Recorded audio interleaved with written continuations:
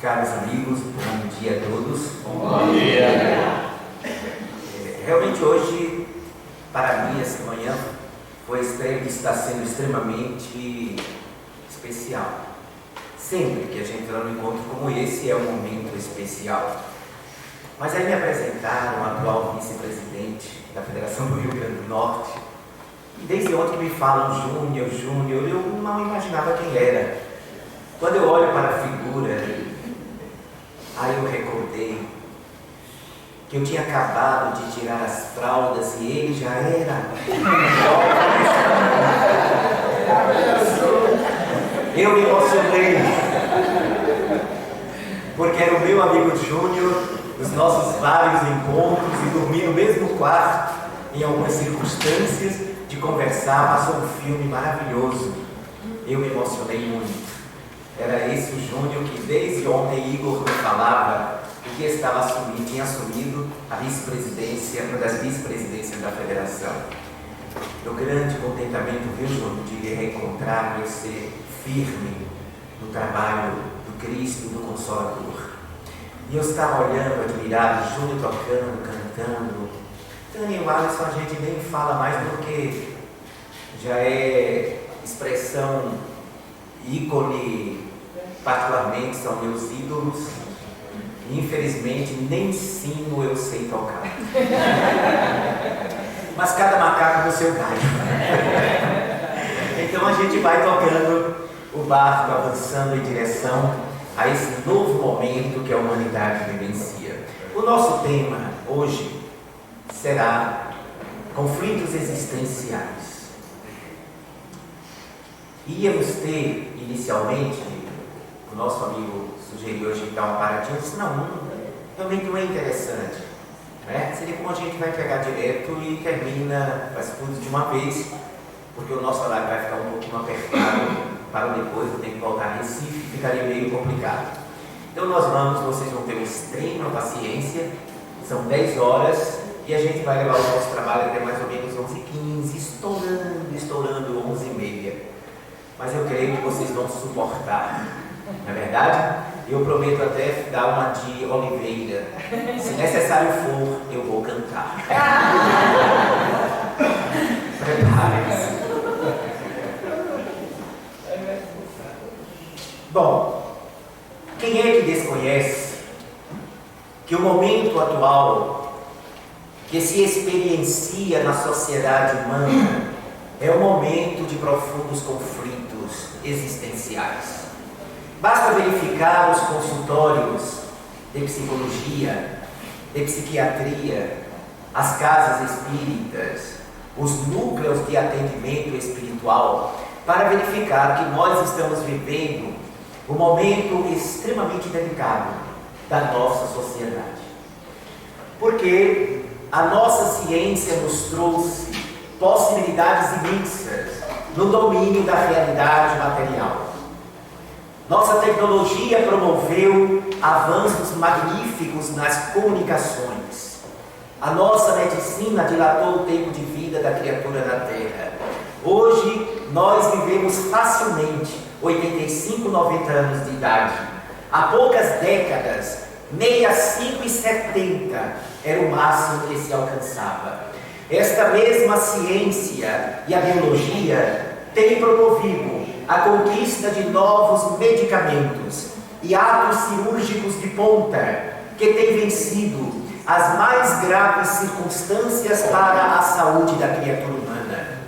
Temos vivido com relativo conforto dentro das possibilidades de um mundo como a Terra e já avançamos na direção do infinitamente pequeno. Hoje, já dominamos a produção de energia a partir da fusão e da fissão nuclear. Já viajamos para as estrelas e somos capazes de fazer pousar um satélite em cima de um cometa. Quem imaginava isso? Há 40 anos atrás.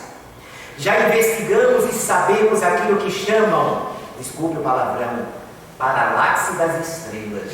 Eu achei isso tão bonito, semelhante ao meu amigo Oliveira, acho que estou mediunizado. E somos capazes hoje de fotografar mais de 100 bilhões de galáxias no nosso universo conhecido. Portanto, a sociedade humana avançou extraordinariamente no campo da inteligência. No entanto, há uma fissura, há um abismo, há um hiato entre a nossa inteligência e a realidade do universo interior da criatura. Dominamos forças externas, mas ainda não somos capazes de dominar o nosso ciúme. Somos capazes de dominar um rio caudaloso para promover energia. E, no entanto, quantas vezes somos incapazes de dominar a mágoa, o ressentimento e a frustração? Penetramos no interior da matéria, mas ainda não conseguimos penetrar no nosso próprio interior. Somos criaturas que vivemos apartados de nós mesmos. Vivemos num gueto existencial promovido pela má utilização da tecnologia, quando nos isolamos das pessoas e vivemos em função das redes sociais. Somos criaturas que perdemos a capacidade da conexão, do diálogo, da proximidade, da afetividade, porque estamos cada vez mais construindo uma falsa realidade de um mundo que não é consistente. É um mundo em que nós não enfrentamos os desafios de cada dia e nos escondemos através de uma bolha existencial promovido pelos contatos por aquela realidade que a tecnologia nos favorece. Não é culpa da tecnologia. Aqui não vai nenhum libelo, nada contrário à tecnologia, porque esta está na Terra para promover o progresso da sociedade humana. O problema está na maneira como a gente encara o lidar com esta realidade. Então, psicólogos, psiquiatras, das mais variadas escolas no campo da psicologia, do estudo da mente humana, desde o behaviorismo, que é a escola da psicologia que trata do comportamento humano, até a psicanálise, a psicologia analítica e até mesmo a quarta força da psicologia, a transpessoal, que tem Stanislav Grof, em Maslow, os seus grandes representantes, que estudam a criatura humana de maneira mais profunda, que não vê o ser humano apenas como um amontoado de peles, ossos, músculos e nervos, mas que nós temos uma consciência, e esta consciência é mais complexa do que a gente pode imaginar. E por que é que a transpessoal fala que a nossa consciência é mais complexa do que a gente pode imaginar? Porque ela leva em consideração o ser multimilenar, a criatura que atravessa séculos e que carrega vivências do passado consigo. Mas, enquanto a ciência da Terra não leva em consideração a criatura imortal, ela não consegue penetrar nos meandros mais graves que atormentam a alma humana. A crise existencial, fruto dos conflitos da existência.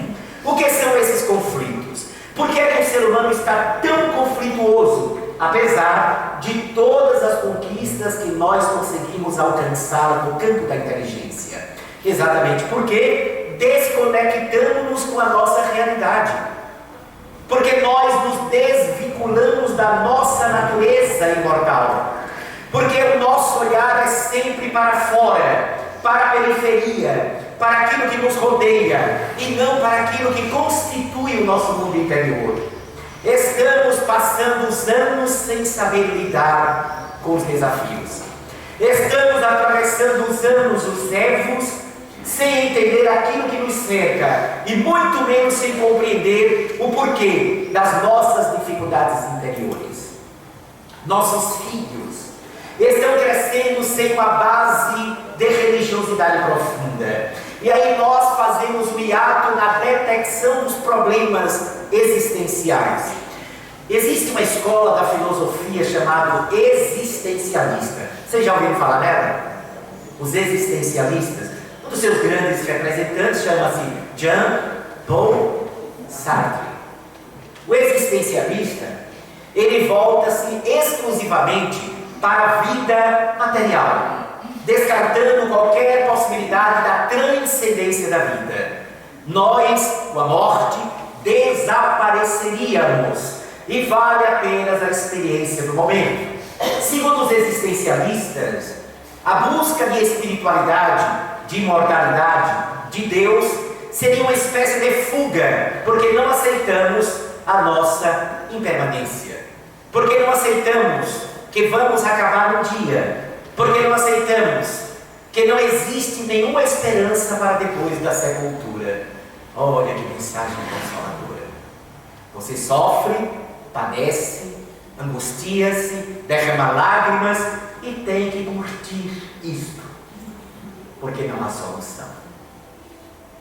Jean-Paul Sartre dava uma aula exatamente sobre o existencialismo na faculdade, na Sorbonne, lá na França. E quando ele falava a respeito de que temos que parar de buscar fugas, alienar-nos em busca de religiosidade e espiritualidade, porque na verdade nós temos medo e dificuldade de enfrentar nossos problemas. E ele diz: eu até defendo a ideia que aquele que não estiver mais suportando possa dar cabo da sua própria experiência. Foi aí que um aluno levantou a mão e disse: professor, qual a sua idade? E Sartre estava com 68 anos na oportunidade, se não me engano. Ele disse: 68 anos. E o aluno disse: hoje ele passou por muitas dificuldades. Já? Ele disse: já, bastante. Foram difíceis, muito. Teve um momento que eu quase enlouquecia. E por que o senhor não se matou? Mas Sartre era inteligente. Ele disse: porque alguém precisava ficar vivo para orientar vocês. Ou seja, eu ensino a tomar o veneno, mas eu não tomo. A crise existencial, ela brota quando nós questionamos se a vida tem sentido, se há um propósito para a existência.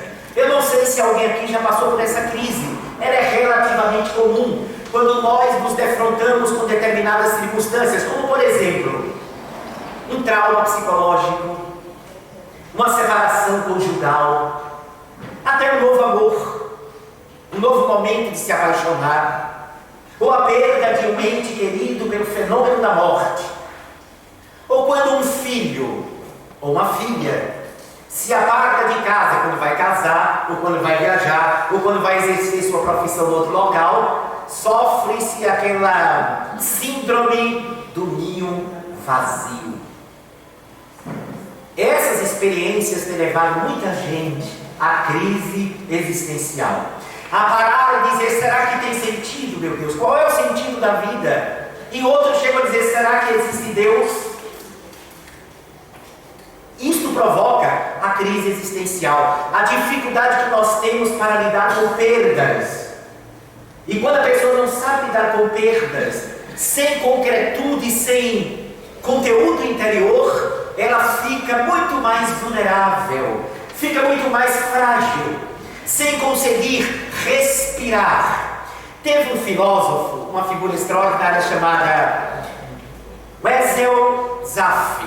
Ele é um filósofo norueguês, de uma vertente dentro do existencialismo chamado niilismo. Já ouviu falar nisso? O niilista é aquele que diz assim: ó, morreu, acabou, que o existencialismo ainda levanta interrogações. Mas o niilista, ele nega tudo para depois da sepultura. E o niilista norueguês, Wessel Zaff, ele conceitua 4 portas em que as pessoas tentam sair da sua angústia existencial. Quando a pessoa está naquele sofrimento interior, ela pode buscar 4 dessas portas. A primeira, o isolamento, que tem a ver com a depressão.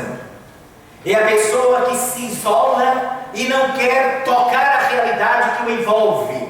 Ela acha que se isolando, ela vai ficar livre de ver a realidade à sua volta, o que é também uma atitude alienante e provoca um estado de abatimento na alma, no ser, na criatura.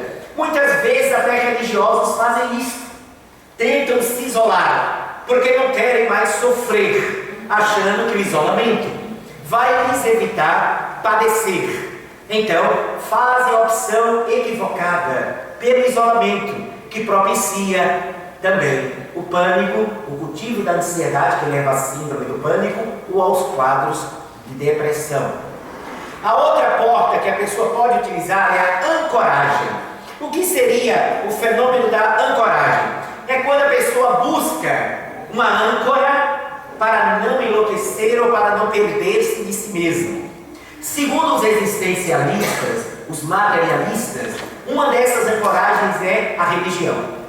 A pessoa procura a religião como uma forma de suportar as suas feridas, as suas dores, e tem necessidade, segundo os materialistas, de uma força criadora de Deus para tentar se ancorar ou se apegar a uma esperança.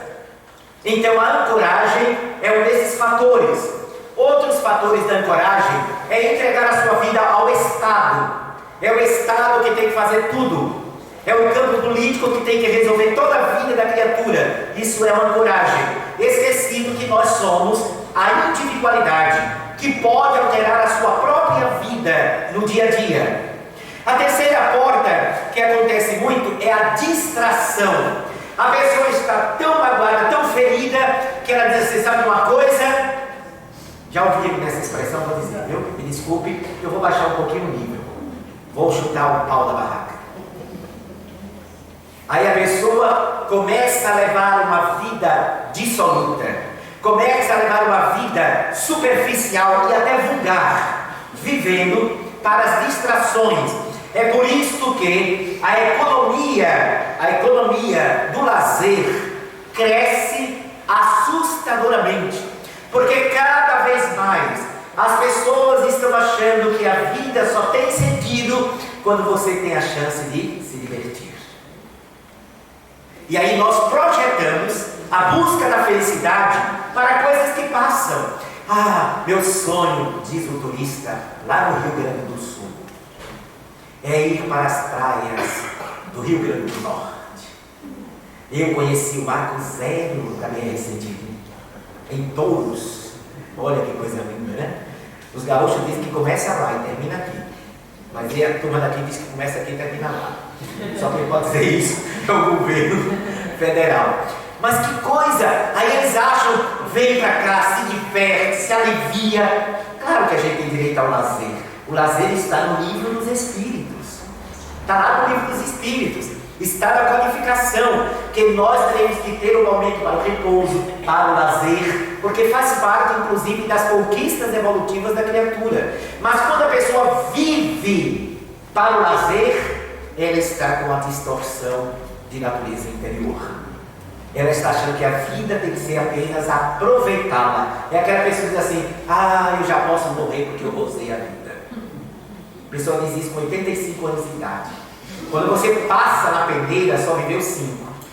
Porque o resto foi desperdiçada a energia naquilo que ele acha que é aproveitar a vida dissoluta, desequilibrada, desajustada, apenas para sorrir. Não o sorriso da alma, mas o sorriso da busca da distração sobre quem ele mesmo é. E outro fator interessante é a sublimação. O existencialismo mostra que há pessoas que aí tem uma atitude positiva, sai do negativo para o positivo. Tenta encontrar uma resposta através de uma postura esperançosa. É quando a criatura diz assim: eu estou passando por essa dificuldade, mas vou conseguir superar e tudo vai ficar bem. Tem até uma frase que eu acho linda, eu até já disse na palestra: não há noite que consiga evitar o surgimento do dia. É bonito, né? É verdadeiro. E enche-nos o coração de esperança. O grande problema do existencialismo é que descarta o que é o ser humano na sua transcendência. E aí fica difícil você encontrar um sentido para a vida. Porque sem a imortalidade da alma, a vida na carne, ela perde qualquer ideia de inteligência, de organização, de estratégia, de objetivo. Seríamos um amontoado de células buscando cada um o seu momento de ser feliz, conforme a sua própria definição. E aí você perde um sentido existencial. Eu li uma obra de Allan Kardec que, infelizmente, muitos espíritas não leem, não estudam. Eu considero o livro mais belo do senhor Allan Kardec. Opinião pessoal, viu? Estou deixando bem claro. opinião de gosto pessoal, para mim, é mais belo que o próprio livro dos Espíritos, que é a espinha dorsal da nossa doutrina. Chama-se O Céu e o Inferno. E vou justificar a minha predileção. E aí não vai nenhum demérito ao restante da obra, eu sou apaixonado do mesmo jeito.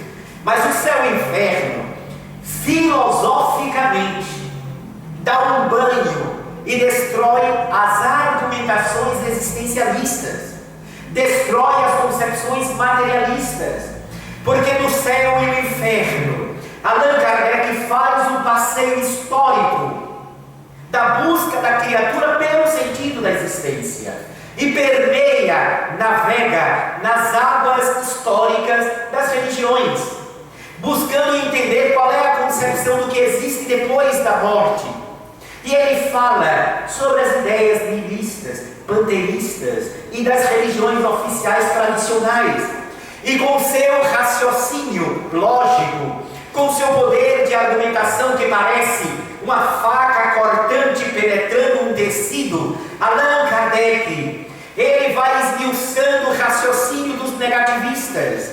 E ele começa a demonstrar, pelo seu pensamento, baseado no próprio livro dos Espíritos, quando ele perguntou às entidades superiores onde encontrar a prova da existência de Deus.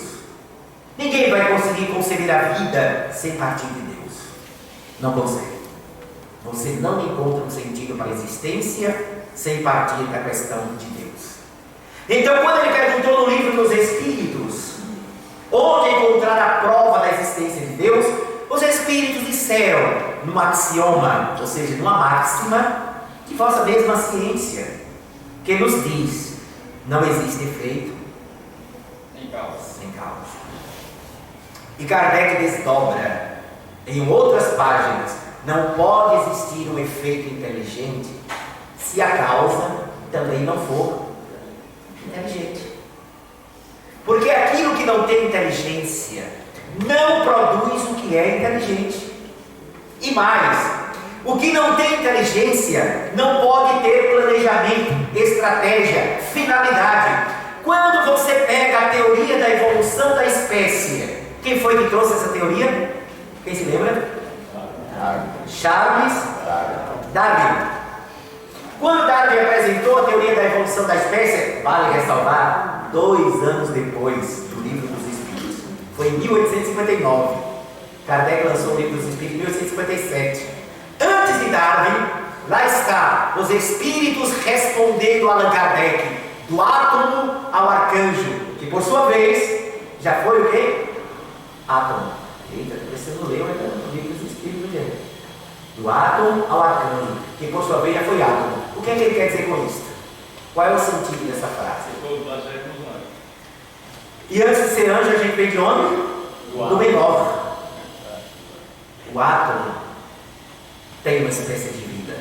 Vocês sabiam que a nova biologia cada vez mais está chegando à conclusão que o átomo, presta atenção, o átomo parece possuir uma espécie de inteligência? E se alguém achar estranho, vamos ler André Luiz? Evolução em 2 mundos. Olha o que André Luiz diz: que as nossas células são princípios espirituais em fenômeno de evolução. Ou seja, a gente é um condomínio. Somos formados de princípios espirituais, sem falar as lombrigas que a gente carrega na barriga. Os vírus, as bactérias que compõem o nosso organismo. Vocês sabiam que mais de 60% do nosso organismo é feito de vírus e bactérias? Olha que coisa fantástica. A vida, quer queiramos, quer não, segue dentro da gente, inclusive no organismo físico. Então Charles Darwin mostrou a teoria da evolução da espécie, que os materialistas acharam aquilo, olha, tiro de misericórdia em Deus nas religiões. Foi um tiro de misericórdia naquela concepção filosófica que não explica a vida nas religiões. Não, foi um tiro de misericórdia naquele Deus antropomórfico, humanizado. Naquele Deus, a teoria da evolução da espécie foi um tiro de misericórdia. mas não no Deus que o Espiritismo nos apresenta. Não no Deus que a doutrina dos Espíritos nos mostra. Espírito, a inteligência suprema, a causa primária de todas as coisas.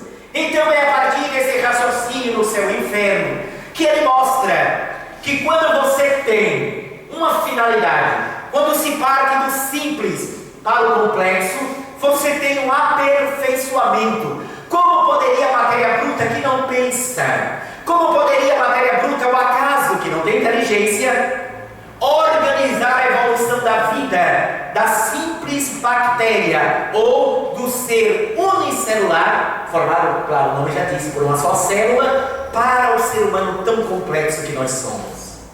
Para chegar aí, gente, é preciso que haja um planejamento, uma estratégia, uma finalidade, um objetivo, e só há planejamento quando tem uma inteligência. Se não foi o ser humano que planejou-se, quem deu esse planejamento? Deus. Se há uma estratégia, uma finalidade para a vida, é porque uma inteligência suprema organizou esta caminhada da criatura. Estamos esgrimindo as armas do debate com o existencialismo, com Allan Kardec, no livro Céu e Inferno. E hoje, o pensamento do codificador está sendo apoiado pela chamada nova biologia, pelo Dr. Francis Collins, o presidente do projeto Genoma Humano, pelo Dr. Bruce Lipton, autor da obra Biologia da Crença. Está sendo defendido pelo Dr. J. Lombard, neurocientista, que cada vez mais demonstra que há uma intencionalidade na constituição do universo. Onde há uma estratégia, é porque há uma intenção. Se há uma intenção, é porque tem uma inteligência. Se é uma inteligência, é uma consciência. Se não é a inteligência dos homens, é a inteligência de quem? Deus. É uma questão de consciência que se toma. Então o existencialista, quando ele penetra nas águas do Espiritismo, que é uma ciência que vai além da ciência materialista, então se ele for uma criatura de mente aberta, ele vai questionar o seu existencialismo, o seu cartesianismo, o seu materialismo, porque ele mesmo fica impressionado como a natureza organizou-se para a inteligência. Eu fiz uma palestra, eu sei quem não estava na caravana aqui desde ontem. Quem não estava? Levante a mão, só para ter uma ideia. Pronto, a grande maioria. Por isso que eu vou falar uma abordagem que eu fiz numa das palestras ontem na caravana. Este que eu citei, Dr. J. Lombard, que é neurocientista, muito conceituado, escreveu a obra, olha o título da obra dele, vocês podem procurar esse livro. Só agora não me lembro qual é a editora, não sei se é a Cultrix. A Mente de Deus. Esse neurocientista foi levando a filhinha dele para o observatório astronômico, para verem as estrelas, para verem o espaço. Ele, Dr. J. Lombard, é um grande estudioso do cérebro humano. Estuda os neurônios, que são as células do nosso cérebro.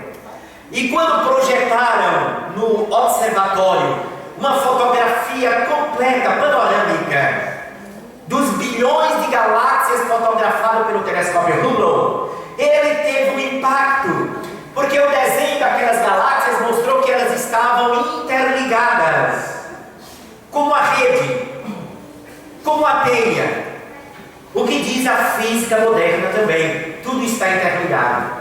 E o Dr. J. Lombard também presenciou e viu que aquela teia das estrelas parecia com o formato dos nossos neurônios. Olha que coisa interessante, que o nosso cérebro é parecido com o universo, ou seja, o padrão é o mesmo.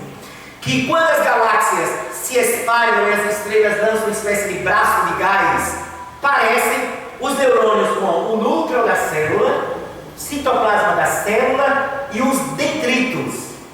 O que são os detritos? Seriam aqueles braços dos neurônios das células que unem e promovem a sinapse, que faz a ligação entre cada célula. Tá certo? Então ele percebeu que o mesmo desenho no espaço estava no cérebro da nossa. E o interessante, ele percebeu que todas as coisas estão em conexão, todas as coisas estão interligadas. Nós não somos criaturas isoladas. O seu pensamento age à distância sobre outras pessoas. A nossa forma de viver exercerá influência sobre outras criaturas. Não se iludam. A sua depressão aqui em Natal vai contribuir para a perturbação de alguém em Tóquio. Parece brincadeira. Através de quê? Através do fluido cósmico universal, a matéria elementar primitiva, que não é essa linguagem que a ciência utiliza. Os cientistas, alguns deles, estão dizendo que há uma espécie de energia, de fluido, que eles chamam de matriz divina. O Dr. Greg Braden escreveu um livro titulado Matriz Divina, que é tudo que você pensa, você movimenta essa matriz que atinge outras pessoas. Porque é que tem muita gente que está bem, de repente sente um aperto no coração, sente uma tristeza. Vocês já tiveram um dia assim que vocês estavam bem, de repente foi sentindo aquela sensação? Quem já teve isso? Levanta a mão para ver se só foi eu. Ah, vocês também, que bom. Gente, aí o espírita que é exagerado, né, Júnior? Todo espírita é meio exagerado. Aí achava que é um irmãozinho. Tem um espírito, acho que o espírito chegou junto de mim sofredor. Gente, nem sempre é um desencarnado que se aproximou da gente. Tem casos que sim tem. Tem casos que o espírito em sofrimento, ao se aproximar do nosso campo de energia, a gente registra a presença deles. Porém, existem inúmeros outros casos que você pode mudar o humor em função dessa matriz, desse fluido cósmico universal que transmite o pensamento das pessoas como o ar transmite o som. Então, quando eu penso, minha energia vai até vocês. Eu estou influenciando vocês. É por isso que vocês não estão perturbados. Mas vocês também estão me influenciando com o pensamento de vocês. Quando eu olho para alguém que ele está olhando para mim assim, fazendo assim, me incentiva. Da mesma maneira, quando você olha para alguém que está assim, aí você diz, meu Deus, está horrível. Nando Cordel disse que uma vez ele estava tocando, abrindo parênteses, ele estava tocando e tinha um bêbado, estava tocando carnaval, e tinha um cara embriagado dançando na frente. Aí Nando começou a tocar, o bêbado olhava para ele e fazia. Ele estava doido para sair dali correndo. Então, quando a gente pensa, quando a gente sente, você emite uma energia, ondas de pensamento. E essas ondas, gente, elas não vão desaparecer. O que você pensa permanece como vida e busca outras mentes que sintonizem com aquele tipo de frequência. Então, se a gente tem alguma propensão e quem não tem, as nossas fragilidades internas fazem com que a gente facilmente absorva a energia problematizada de milhões de pessoas. Imagine que a Terra tem 7 bilhões e um pouco mais de habitantes, e desses 7 bilhões e um pouco mais, podemos dizer que 7 bilhões, no mínimo, são perturbados. De alguma forma, quando eu digo perturbado, vai desde o simples perturbação, aquela angústia, o estressado, o agoniado, até o perturbado psíquico. Então vocês têm uma carga de energia que forma a aura planetária. Da mesma maneira como a gente tem a nossa aura particular, tem a aura da coletividade. E aí a gente está mergulhado no oceano de energias conturbadas. Jesus perfeito. Olha o que ele nos diz há mais de 12 mil anos. Vigiai e orai. E como eu sou médico, alguém está pensando exatamente por que o pessoal daqui não está ainda captando a minha vibração? Por que não botaram ventiladores aqui? Vigiai e orai. A vigilância faz com que nós venhamos, junto com a oração, a melhorar a nossa vibração e melhorando nós não captarmos a conturbação de desencarnados e de encarnados que estão perturbados. Aquela vibração da perturbação não nos atingirá e a gente vai permanecer sereno no meio da confusão. Mas tem gente que parece o que nós chamaríamos de mediunidade catapora. Pega no ar. Infelizmente, só coisa ruim. Não é? Aí bateu a tristeza, uma melancolia, um aperto na alma. Eu não vejo ninguém dizer assim, estou sentindo uma alegria tão grande. Não é? Porque os benfeitores se aproximam da gente, mas a gente não capta. E a gente não capta porque a nossa vida interior está focada e voltada para a perturbação. A gente tem lampejos de bem-estar. O restante é agonia. Até para estudar espiritismo a gente fica agoniado. Ai meu Deus, só pensa no obsessor. Ninguém lembra do mentor espiritual. Não é? Só lembra assim, eu tenho que tomar um passo lá no centro. Tem que correr para tomar um passo. E por que não corre dentro de si para não precisar do passo? O passo é eventual. Agora a corrida para dentro de si é fundamental. É estrutural. O que é uma coisa estrutural? É o que dá a pilastra, a sustentação à vida. Esse prédio tem estruturas, vigas, colunas, que sustentam a construção. Assim é também a nossa vida interior. Então, o Dr. J. Lombard, ao ver que o padrão do universo é o nosso padrão mental, ele fez a ponte, prestem bem atenção, entre certos neurônios que nós temos no nosso cérebro. Chamam-se neurônios espelhos. O que são os neurônios espelhos? Eu fiz essa pergunta lá no centro, que eu perguntei assim, para que serve o espelho? Vocês têm espelho em casa, para que serve? Se olhar, é isso? Ver se a roupa está boa, pentear o cabelo. Vamos lá, vamos chegar lá. Nossa amiga aí é um médico visionário, já está no futuro da palestra. A gente tem um espelho em casa para se ver, não é isso? Se olhar. Então, neurônios espelhos são aqueles neurônios que têm como finalidade refletir o outro, criar a conexão. A finalidade do neurônio espelho é criar a conexão com o outro, criar a conectividade. Essa conexão, ela gera um fenômeno chamado empatia. O que é empatia? Quem sabe definir? Se identificar com o outro, gerando simpatia. Empatia é, portanto, a identificação entre as pessoas, proporcionada por esses neurônios espelhos. E olha que interessante, o nosso cérebro é dividido em 2 hemisférios, não é isso? Vamos lembrar das aulas de biologia? Lá no secundário, não é nada de faculdade não. 2 hemisférios, hemisfério direito, hemisfério esquerdo. Juntando os 2 hemisférios, tem um elemento de conexão chamado corpo caloso. É o que junta os 2 hemisférios, senão eles ficavam soltos na cabeça da gente. O hemisfério direito é aquele voltado para a espiritualidade, para a oração, para a criatividade, para a empatia, para a afetividade, para o amor, para a solidariedade, para a fraternidade. E o outro hemisfério é para a lógica, a chamada praticidade, para as coisas corriqueiras do cotidiano. Já foi comprovado que quando a pessoa ora, é o hemisfério direito que é mais ativado.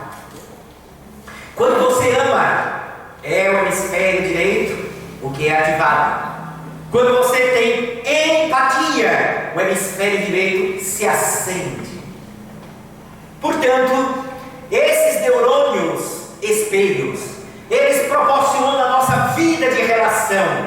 É a natureza dizendo: ninguém deve viver isolado. Ninguém nasceu para viver isolado. Somos seres sociais e sociais. Precisamos do outro para nos alimentar. Eu costumo dizer que a gente precisa do outro até para ter raiva. Não é? Acaba sozinho, não tem nem com que brigar. É muito ruim. Família é bom pela confusão também. Não é mesmo? Não vamos ser assim menos angelical. Não é verdade? A família é, na verdade, um mínimo de afeto. Ah, mas que saudade das brigas de antigamente. Não é? Então a gente precisa do outro até para ter raiva. Um amigo nosso, palestrante espírita lá de Salvador, ele tinha feito a opção por não casar, para se dedicar à causa. E aí uma vez ele me convidou, eu acho que até já contei aqui no nosso encontro, ele convidou para a gente jantar. Estávamos num evento lá em Fortaleza. E aí eu fui jantar com ele, e no meio da conversa eu percebi que naquele dia ele estava querendo desabafar um pouquinho. Porque as pessoas acham às vezes, podem criar a ilusão, de que os palestrantes dos grandes eventos não tem dor de cotovelo, não tem dor de barriga, não tem mau humor. Tem. E como tem. E aí eu vi que ele estava querendo desabafar. E disse, Fred, a solidão é uma coisa tão difícil. Quando você faz a opção, a gente tem que estar preparado para ele. E eu deixando ele falar, ele é um expositor assim, maravilhoso, muito conhecido e tal, legal. E aí ele disse, veja só, terminou esse evento fantástico. Eu vou pegar o avião para Salvador. Vou chegar em Salvador, ninguém me esperando. Nem a Polícia Federal não fiz nada. Não fiz nada errado. Nem ela está me esperando. Aí vou chegar em casa, vou abrir a geladeira, vou pegar lá alguma coisa, pego esse miojo, faço, se tiver com fome. Mas aquela pergunta, como é que foi? Qual foi a novidade? A interação é tão importante. Não é? É fundamental. Só sabe como é ruim não ter família quem não tem. Quem não tem família é que sabe como é ruim. Até aquele irmão que a gente briga quase todo dia, quando o cara morre, ou vai morar num lugar, a gente sente falta do triste. Porque tem um afeto lá dentro, embora as nossas imperfeições dificultem o nosso relacionamento. Então a ciência neuronal, ela está mostrando aquilo que o Espiritismo vem mostrando para a gente. E olha a conclusão do Dr. J. Lombard. Por que é que a natureza, não falou em Deus, por que é que a natureza organizou-se no cérebro humano para buscar o que é divino, o que é sagrado? Se a natureza não pensa, como ela foi estrategista ao ponto de nos organizar para algo tão complexo e tão subjetivo como é a espiritualidade? Vocês entenderam isso? É preciso que haja uma inteligência organizando a natureza. Então o Dr. J. Lombard tornou-se deísta, ou seja, deixou de ser materialista e passou a ser convicto de Deus, graças aos seus estudos da neurociência. O mesmo fenômeno aconteceu com Bruce Lipton, que era ateu, materialista, distante, perturbador, agoniado, estressado, professor de universidade, um dos criadores da epigenética. Olha só, o homem era top de linha, era não é? Porque ele está reencarnado e continuará sendo quando desencarnar. E ele tornou-se convicto da imortalidade da alma de Deus através do estudo das células, que ele tão bem conhecia. E tem mais, ele se tornou-se reencarnacionista, estudando as células. Gente, isso é fenomenal. É a ciência confirmando o espiritismo. Então esse vazio existencial, que aqueles que não conhecem e não estudam o espiritismo, por exemplo, ele é muito potente na destruição das almas, dos seres, no abatimento das criaturas. Será que a vida tem sentido?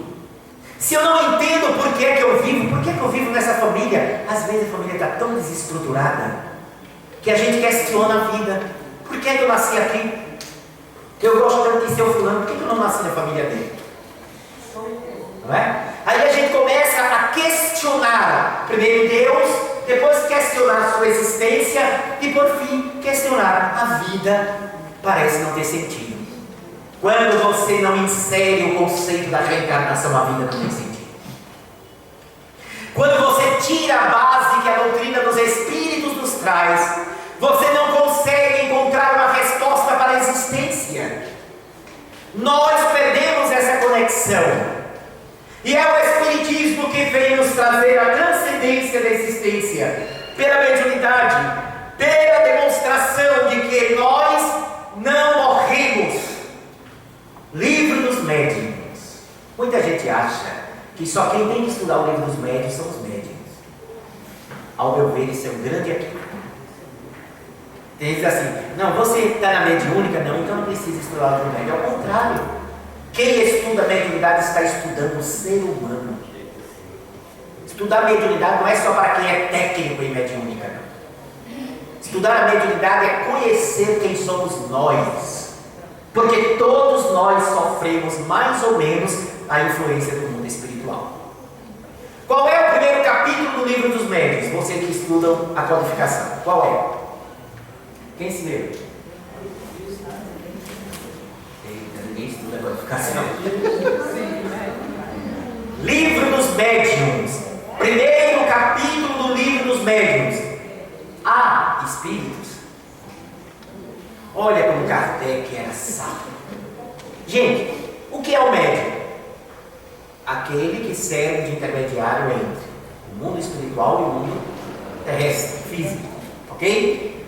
Mas para você estudar a mediunidade, você tem que ter o ser que ativa a mediunidade. Quem é o ser que ativa a mediunidade? O espírito desencarnado. Estamos falando de mediunidade, não de faculdades da alma, que a verdade é uma faculdade da alma, mas tem outras. Estou falando de contato mediúnico. Para você estudar a mediunidade, você tem que ter primeiro a certeza que tem espírito. Senão não tem sentido você ser médium. Não tem sentido você estudar uma coisa que você diz, ó, para mim não está provado, não sei, não compreendo o que é esse ser invisível. Aí Kardec começa o livro dos médiuns com esse capítulo, há espíritos? É uma interrogação.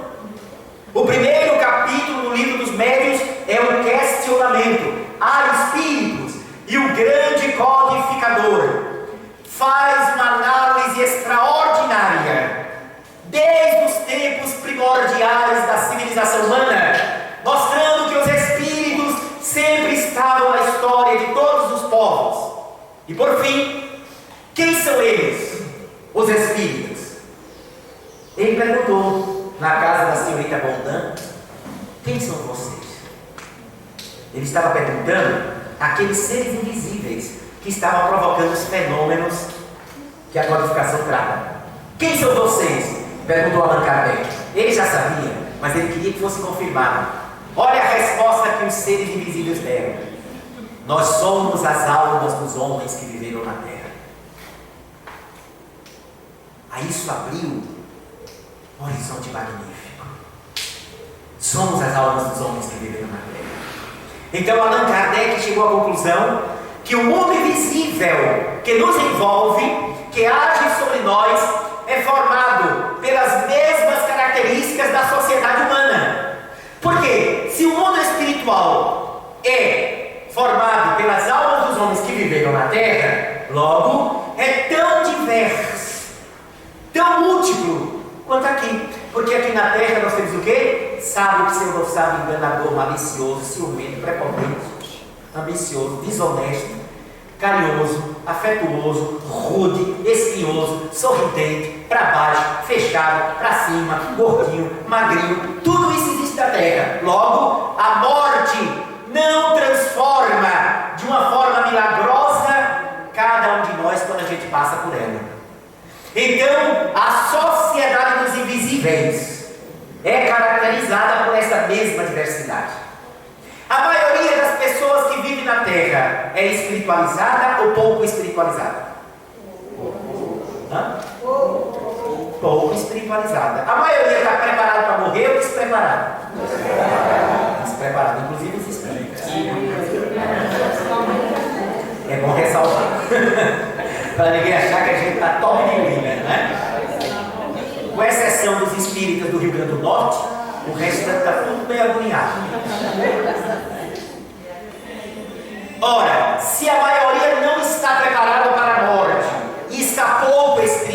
engraçado, a maioria quando desencarna, sobe ou fica?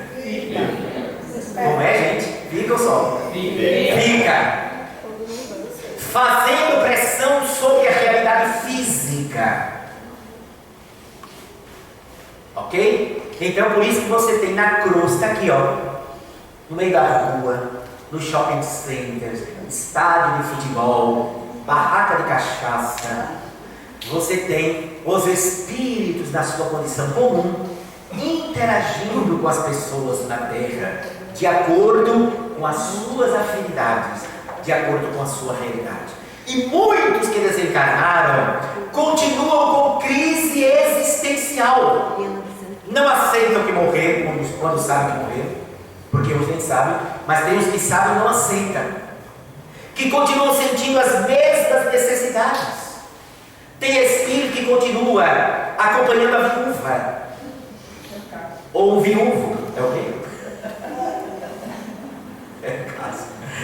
Ou acompanhando o viúvo, alguns até desejando levar a vida conjugal que tinham quando estava na terra. A pobre da mulher deita, aí sente o lado dela arriado. E por que arreia? Porque o perispírito do companheiro está tão denso, a vontade dele está tão voltada para a vida terrena, que ele densifica o seu perispírito e provavelmente com a ajuda do ectoplasma da companheira, que provoca o fenômeno de efeito físico. E estes espíritos que vivem uma crise existencial com medo do que vai lhes acontecer no futuro e que ficam presos por aqui, intensificam as crises existenciais de quem se relaciona com eles pela identificação, pela afinidade. Daí porque Chico Xavier dizia: quem chega em casa e não ora para dormir, deita todos os dias com os espíritos das ruas. É muito interessante isso, né? Chico tinha umas tiradas que devem fazer a gente pensar, não é? Porque se eu chego no dia a dia, não lembro de orar, de nada, com as companhias que eu carrego, com as identificações que a gente faz, aí deitamos, estou cansado, muft. Quem é que deita conosco? Nossas companhias espirituais. É claro que aí tem um sentido um tanto quanto figurado, mas também um sentido literal, porque há casos que literalmente acontece isso. Não vamos agora aqui ficar com medo, aqui não é terrorismo espiritual, né? Mas serve para a gente parar, refletir, analisar, ponderar, que esse contato com a realidade visível é permanente, gente. A gente não só entra em contato com os espíritos quando está na reunião mediúnica, não. O médium não só é médium em dias de trabalho mediúnico. Nós somos medianeiros do mundo invisível cotidianamente. Não é que a gente vai vir agora preocupado, meu Deus, não posso ir em tal lugar porque tem espírito. Não, viva normalmente. Agora, claro que com a consciência, se você chega no local e percebe o ambiente turvo, perturbado, comportamentos extravagantes, é melhor evitar. A não ser que você esteja tão seguro de você, que você passe naquele mar de lama fluídica e não se contamine. Mas o ideal é evitar. Se a pessoa vai, por exemplo, para o cinema assistir um filme pornográfico, por exemplo, então está sintonizando, claro, com os nossos companheiros e irmãos que estão vinculados àquele tipo de sensação. Se eu fico cotidianamente indo para determinados ambientes onde a drogadição impera, onde o alcoolismo é estimulado, quem são os espíritos que estão ali acompanhando aquelas criaturas infelizes? Companheiros nossos infelizes que ainda permanecem com as mesmas necessidades. Então você tem nesse intercâmbio um aprofundamento das crises da existência das pessoas. E eis porque é extremamente valoroso que nós venhamos a estudar esta mensagem. O Espiritismo ainda nós não entendemos a sua dimensão magnífica. A gente ainda vê o Espiritismo como se fosse mais uma doutrina na Terra. A gente não é. O Espiritismo não é mais uma religião tradicional do mundo. O Espiritismo não é mais uma doutrina tradicional na face do planeta. Não está interessado em arrematar pessoas para serem frequentadores de centro espírita. A doutrina espírita é uma cultura filosófica, científica, de consequência religiosa, que está na Terra para guiar a nossa consciência a uma compreensão mais vasta da vida. E é nesse sentido que o Espiritismo será crença comum. A pessoa não precisa conhecer Allan Kardec para um dia entender e aceitar a realidade do mundo invisível. Em todo lugar que a gente vai, tem gente que não sabe nem o que é Allan Kardec, mas fala expressões de fenômenos espíritas. Olha, eu acho que o meu marido deve estar com uma coisa ruim junto dele. Fulano está com encosto. Mesmo usando linguagens que não correspondem a que nós conhecemos, estão tratando de fenômenos naturais. Clint Eastwood fez um filme de uma pessoa que passou por fenômeno de quase morte no tsunami lá da Indonésia, e fala de um garoto que era vidente, e fala de um outro que também era vidente, e ele sai tratando de fenômenos espíritas sem falar em espiritismo. E ainda tem aquele que diz, não acredito em reencarnação não, mas quando aperta o calo, aí diz assim, eu acho que atirei pedra na cruz. Se atirou, porque estava lá. E se estava lá, foi noutra encarnação.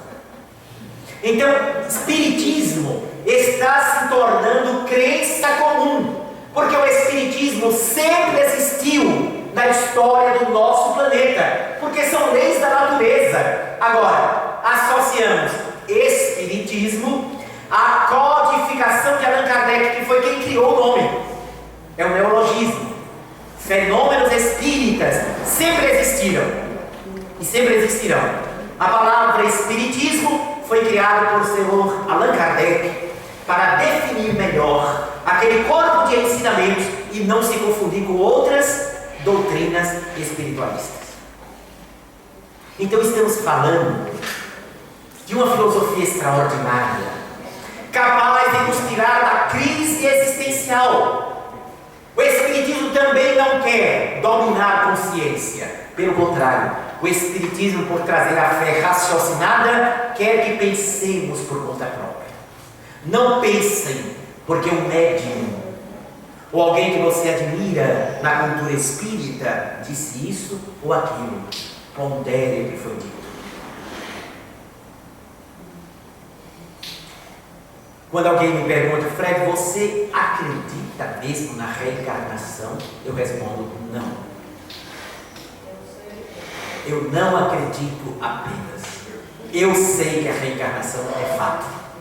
É diferente. E por que eu digo que eu sei? Porque a razão, os fatos, os fenômenos me levaram à segurança absoluta da realidade da reencarnação. Então saber é potente.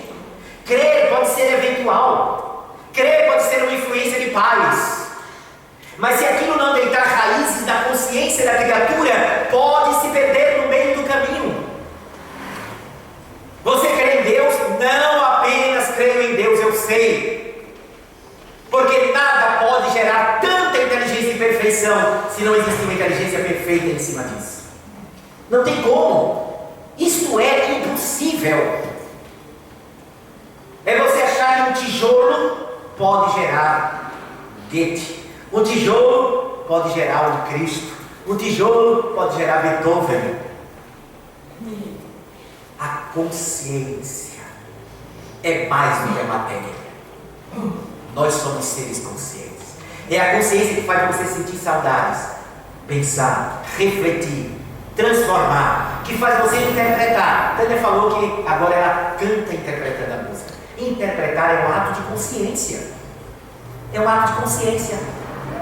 Quando eu falo para vocês que o Espiritismo tem uma dimensão que a gente ainda não compreendeu, cada um pode fazer a interpretação do que eu disse, em níveis diferentes de acordo com o que cada um alcançou. Isso faz parte do espírito imortal, a capacidade de abstrair. O que é a capacidade de abstrair? Quem sabe dizer? É você sair do imediato e deduzir situações. Quando Jesus disse, olha lá, veja como a gente evoluiu. Quando Jesus disse assim, quem não odeia seu pai e sua mãe, não é digno de mim. O homem que mandou a gente amar os inimigos A criatura que mandou a gente pagar o mal com o bem. Segundo os textos traduzidos, ele teria dito: quem não odeia seu pai e sua mãe não é digno de mim. E aí? Mas parece que ele não priorizar. Muito bem. Aí se você for literal, você endoida. Você nega, você entra em crise, você entra em conflito existencial.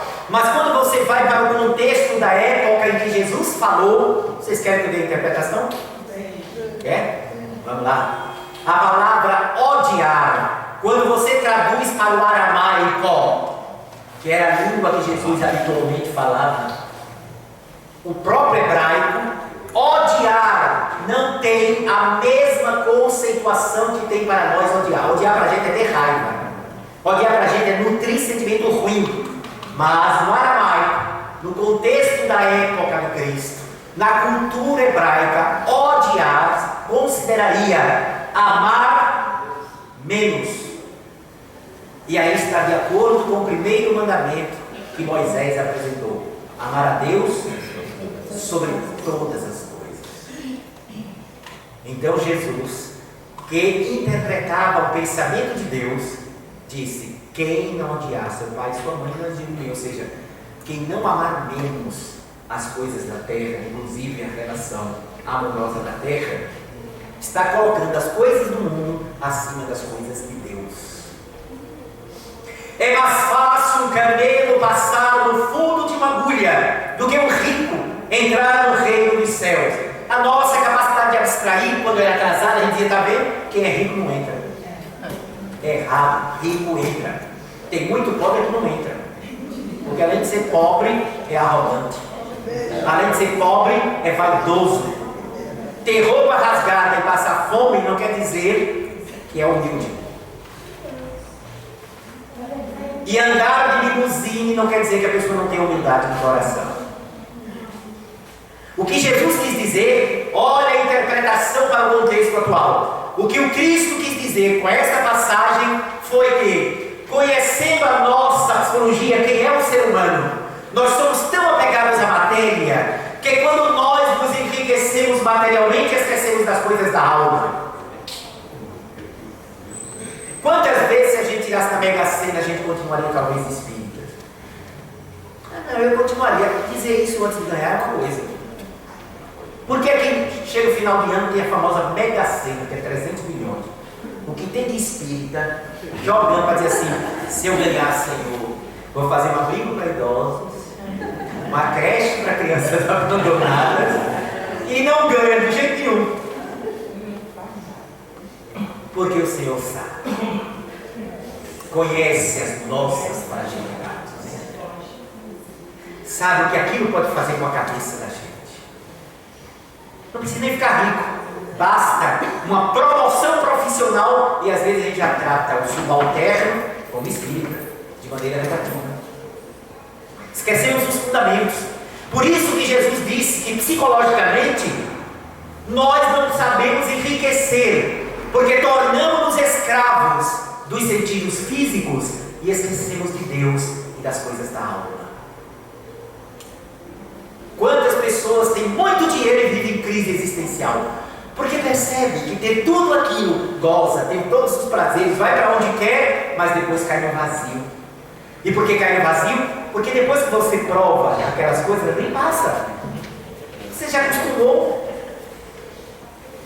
Você já quer prazer, mas já se acostumou. Aquilo não acrescenta absolutamente mais nada à vida. Então só o que pertence ao Espírito é capaz de produzir a abundância da nossa atividade.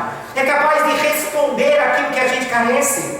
É capaz de dizer assim: eu encontrei o sentido da vida e para a vida. O sentido para a vida é: eu sou um espírito imortal. Reencarnei para construir a minha ponte com Deus e senti-lo em mim, para descobrir o divino que pulsa e vibra dentro de mim.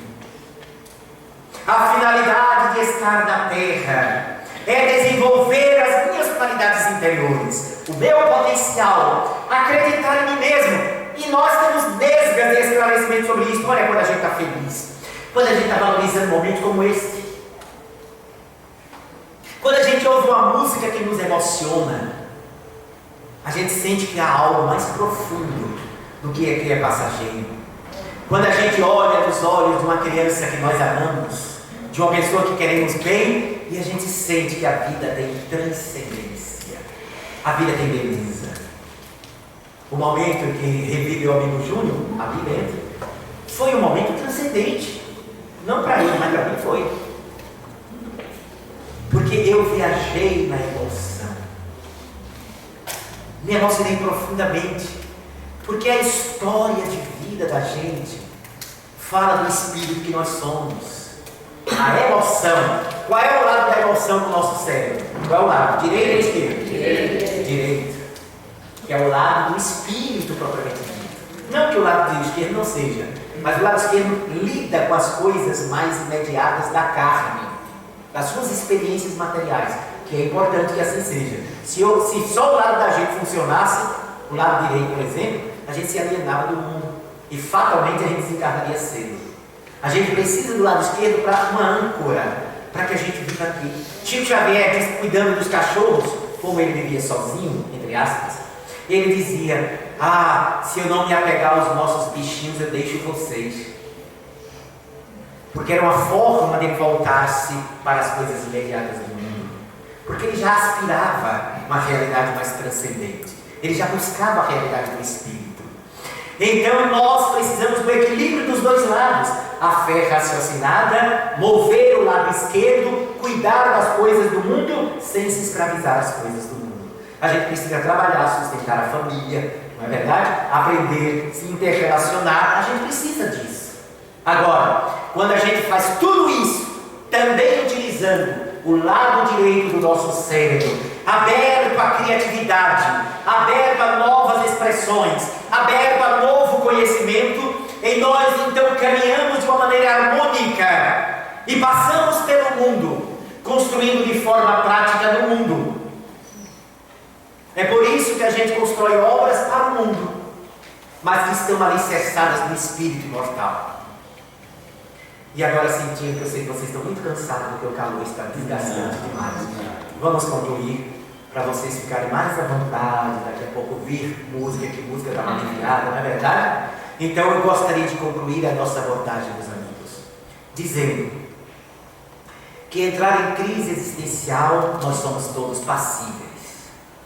Porém, quem tem o conhecimento que o Espiritismo proporciona, tem recurso para vencer as suas crises existenciais. Porque tem resposta. E não são respostas alienantes. São respostas baseadas em fatos e no raciocínio analítico lógico. São respostas consistentes que você abraça porque vê.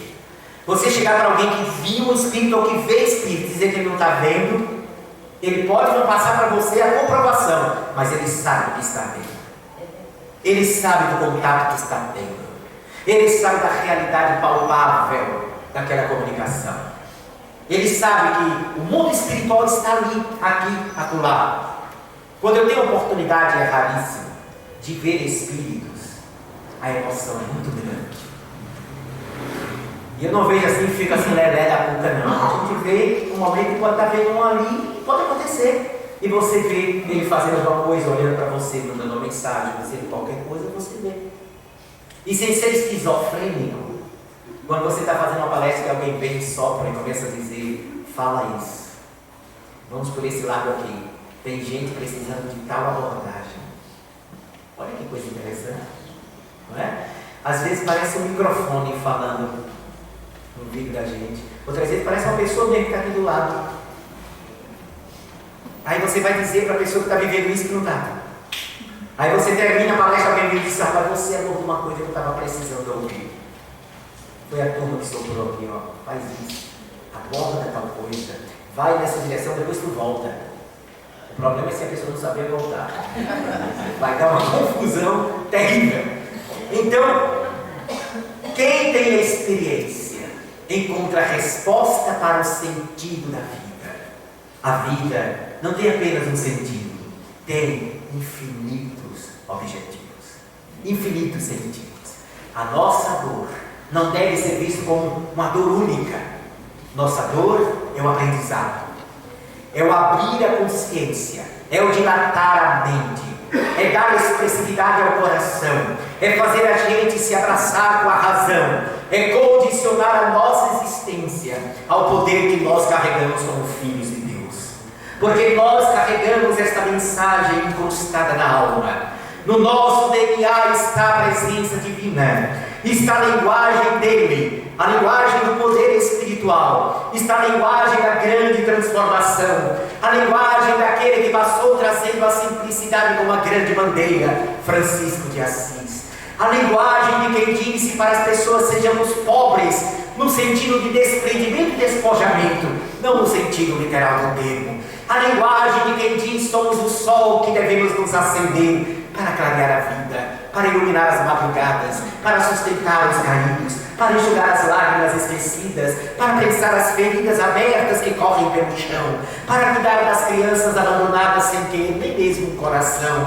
Somos aqueles convidados pela existência, convidados pelo Espiritismo, convidados pelo Evangelho do Senhor, para cantar o amor, para propagar a verdade, o bem, a luz, o alimento da alma, para espalhar aquilo que nós mais necessitamos da vida. Somos convidados a cantar a alegria, porque o mundo está precisando da nossa alegria, do nosso contentamento, do otimismo para viver. Nós somos convidados para sermos irmãos, no sentido mais profundo e lato da palavra. Somos convidados para sair da teoria e experienciar a prática. Nós somos convidados para viver da intimidade da alma esta mensagem que sopra perfumada das margens do Tiberíades, atravessa os séculos e a geografia, e toca-nos a acústica do ser, penetra-nos a alma, e escutamos como que aquela voz inesquecível do monte, dizendo a todos nós: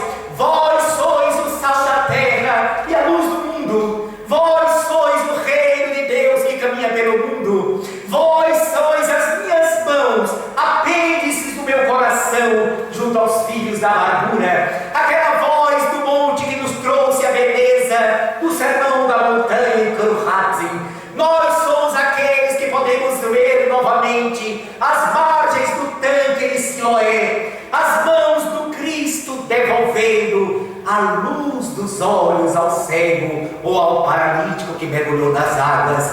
Nós podemos escutar novamente como se uma nova Cafarnaum resplandecesse por dentro de nós, e podemos escutar como a Betesda a sua voz, convidando-nos a amar, amar, imensamente amar, ainda que o nosso coração sinta uma dor profunda, amar, porque o grande sentido da existência é o amor. A grande necessidade que temos é de amar. Nós temos sede para amar, nós temos fome de amor para entregar o nosso coração. Somos os viajantes do tempo. Quantas encarnações atravessamos para deixá-lo penetrar definitivamente em nossa alma?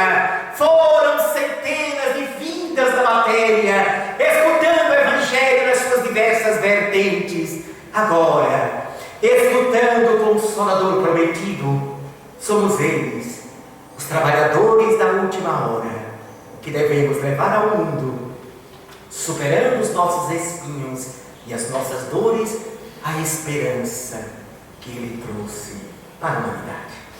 Muito obrigado. Deus abençoe.